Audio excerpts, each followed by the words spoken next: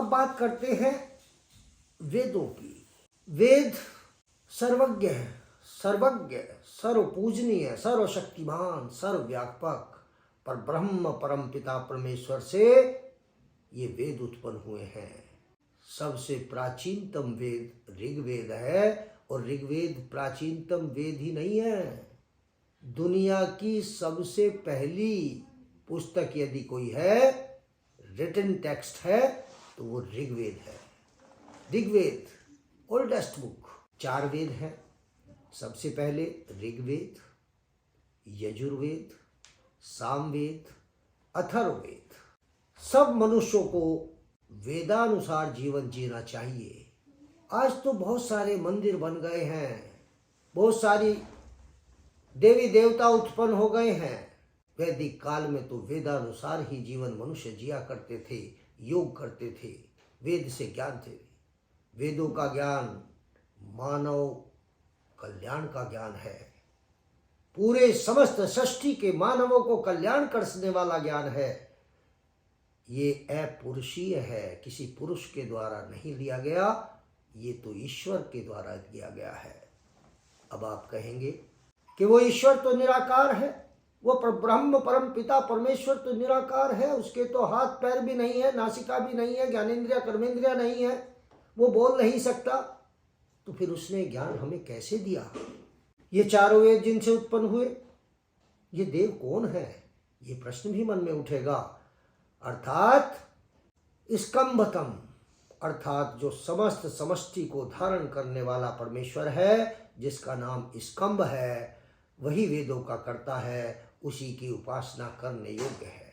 वो परम पिता परमेश्वर ही इन वेदों का रचयिता है। वेद व्यास जी ने तो मात्र संकलन किया है। प्रश्न उठेगा कि वो कैसे ज्ञान दे सकता है, वो ईश्वर कैसे ज्ञान दे सकता है? तो मैं आपसे प्रश्न करता हूँ कि इस ब्रह्मांड को मत देखिए, अपने शरीर को देखिए। किस प्रकार से माता के गर्भ में एक शिक्षित, अशिक्षित, निर्धर, निर्बल, सबके भीतर किस तरीके से गर्भ धारण करके पूरे शरीर का निर्माण होता है। कैसे आंखें बनती हैं, नाक बनती हैं, कान बनते हैं, अंग बनते हैं, और इन अंगों के भीतर अगर आप झांकेंगे तो हृदय जैसी कितनी टिपिकल रचना है। मस्तिष्क जिसे आज तक पूरा विज्ञान नहीं समझ पाया, वो कितनी टिपिकल रचना है। शरीर के भीतर जाने कितने हार्मोन, कितने एंजाइम्स, कितने तत्व अपनी अपनी भूमिका निभा रहे हैं, किसका क्या कार्य है, वात पित्त कफ किस प्रकार से कार्य करेंगे, इसकी रचना किसने की? कोई वैज्ञानिक आया था? नहीं आया था। तो जो ईश्वर बिना किसी नाक कान हाथ पैर के हुए इतनी टिपिकल रचनाएं कर सकता है, तो उसके लिए क्या असंभव है? आज ब्रह्मांड में देखें तो ऐसे ऐसे रहस्य हैं जो विज्ञान नहीं सुलझा पा रहा। ईश्वर सर्वशक्तिमान है। हाथ पैर मुख ना होने पर भी उसमें समस्त सामर्थ्य हैं। जिस प्रकार प्राणी के गर्भ में बिना सामर्थ्य के जीव की जटिल रचना परमेश्वर कर सकता है, हमारे मन में मुखादि अवयव न होने पर भी हमारे मन में कोई, हमारा जो मन है, चित्त है, उसमें कोई मुंह लगा हुआ है, कोई जिह्वा लगी हुई है, लेकिन जाने कितने विचार उत्पन्न होते रहते हैं, कितने भाव उत्पन्न होते रहते हैं, कितने शब्द उत्पन्न होते रहते हैं। ये इनका मानसिक उच्चारण चलता रहता है। तो वह परमात्मा अपनी सामर्थ्य से सब कुछ कर सकता है, उसके लिए तो कुछ भी असंभव नहीं है। ऐसे ऐसे जीव, ऐसे ऐसे पक्षी कि देख करके आंखें खुली रह जाएं। किसने रंग भरा उनमें? किसने तय किया कि यहाँ ये वाला कलर होगा, यहाँ ये रंग होगा, सर इस तरह का होगा? किसने पेड़ों की लाखों तरह के वृक्ष बनाए, सबके अलग अलग गुण धर्म बनाए? सबने अरबों व्यक्तियों के चेहरे नहीं मिलते, आवाज नहीं मिलती, अंगूठे का निशान नहीं मिलता। कौन है इसका रचनाकार? क्या विज्ञान ने बनाया? नहीं, वो परम पिता परमेश्वर, उसके लिए कुछ भी असंभव नहीं है। वो तो सर्वज्ञ है। वह परमात्मा अपनी सामर्थ्य से सब कुछ कर सकता है, कुछ भी उसके लिए असंभव नहीं है। फिर भी सब कुछ करने के बाद भी वो कर्म के बंधन से परे है। वो कर्म के बंधन में नहीं बंधता, किसी संस्कार में नहीं बंधता, कर्म फल की आसक्ति से रहित है, वो काल के बंधन से भी परे है, वो सर्वशक्तिमान। उसको समझना आसान नहीं है, लेकिन प्रयास तो किया ही जा सकता है ना।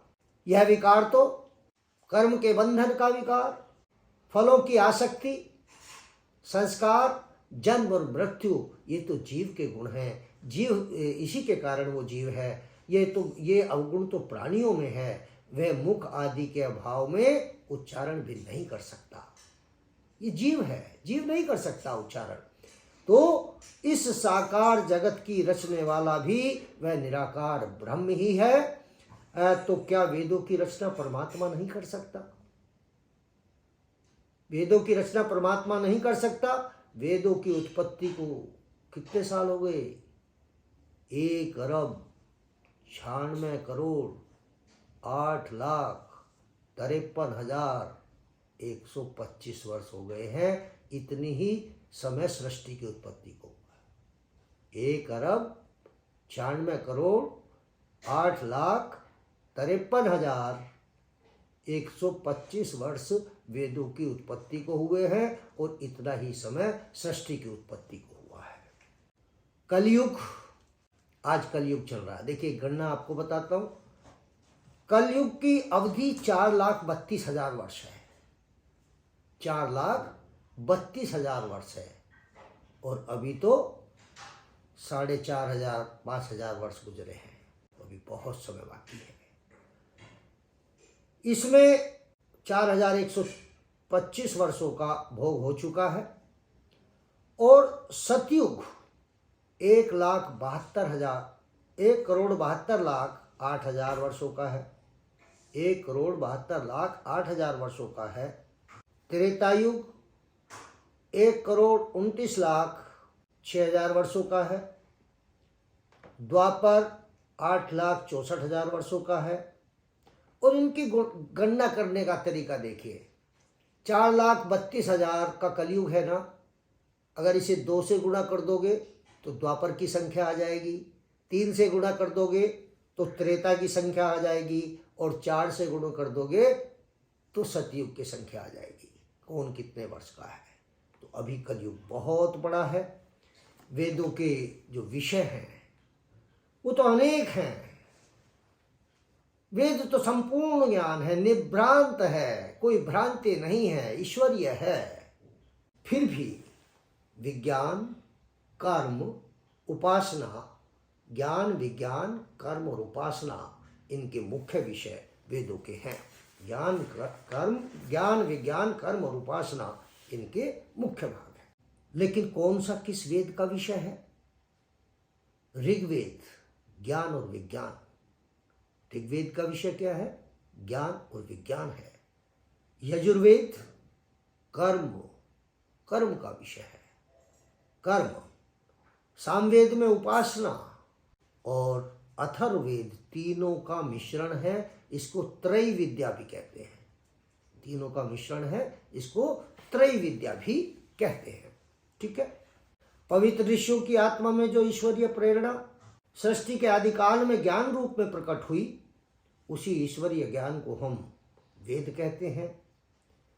वेद ईश्वरीय होने से निभ्रांत है, भ्रांति रहित है, नित्य है, हमेशा से।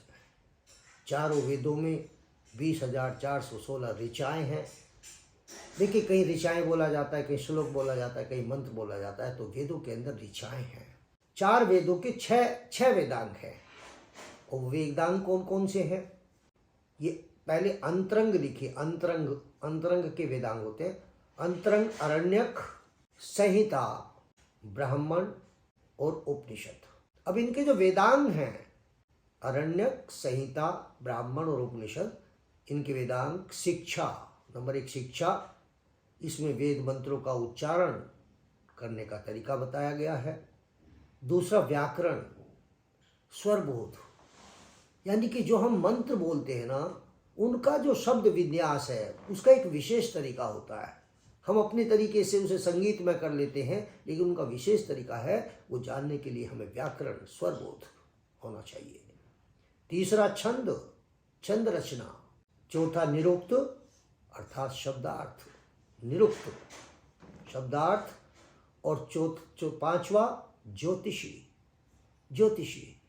आज जो ज्योतिष है, वर्तमान रूप में जो ज्योतिष है, वो फल अधिक बताता है। ऐसा होगा, ग्रह की स्थिति ये होगी तो ये फल हो जाएगा, आपका भविष्य बताने लगते हैं। जबकि ज्योतिष केवल और केवल जो हमारे नक्षत्र हैं, ग्रह हैं, उनकी स्थितियां और उनके होने से प्रकृति पर क्या प्रभाव पड़ेगा, वो बताने के लिए ज्योतिष है। और छठा है कल्प, किस मंत्र का उपयोग किस कार्य में किया जाता है। तो ये 6 वेदांग हो गए।